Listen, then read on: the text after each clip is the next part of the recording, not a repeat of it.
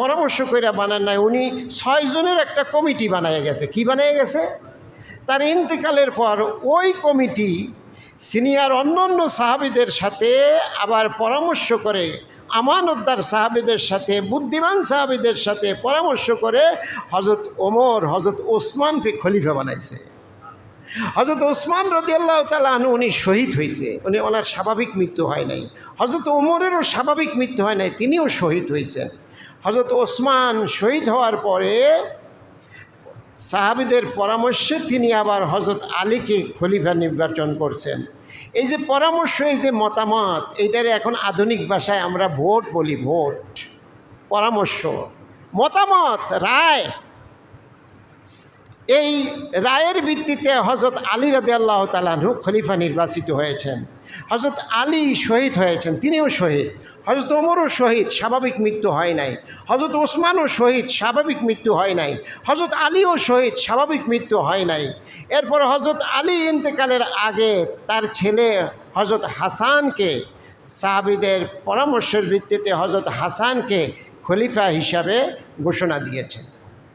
এর দ্বারা বোঝায়, ছেলে যদি উপযুক্ত হয় আর যদি মানুষ রায় দেয়, ছেলে হইলে কোনো সমস্যা নাই। ছেলে যদি উপযুক্ত হয়, ভালো হয়, আমানতদার হয়, আর পাবলিক যদি সাপোর্ট দেয়, তাহলে ছেলে হইলে এতে কোনো অসুবিধা নাই। কিন্তু পাবলিকের সাপোর্ট নাই, উপযুক্ত নাই, ছেলে হওয়ার কারণেই শুধু বানাই দিছে, এইটা জায়েজ নাই। জিনিসটা বুঝতে পারতেছেন তো?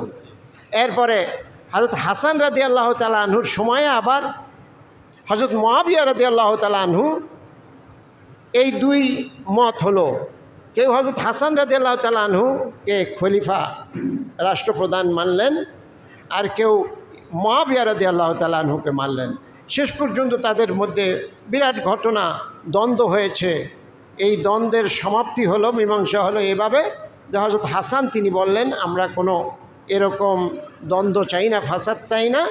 মুআবিয়াকে তিনি সমর্থন করলেন। হযরত মুআবিয়া রাদিয়াল্লাহু তাআলা আনহু তিনি একাধারে 20 বছর সবার পরামর্শ নিয়ে রাষ্ট্র পরিচালনা করছেন। কত বছর?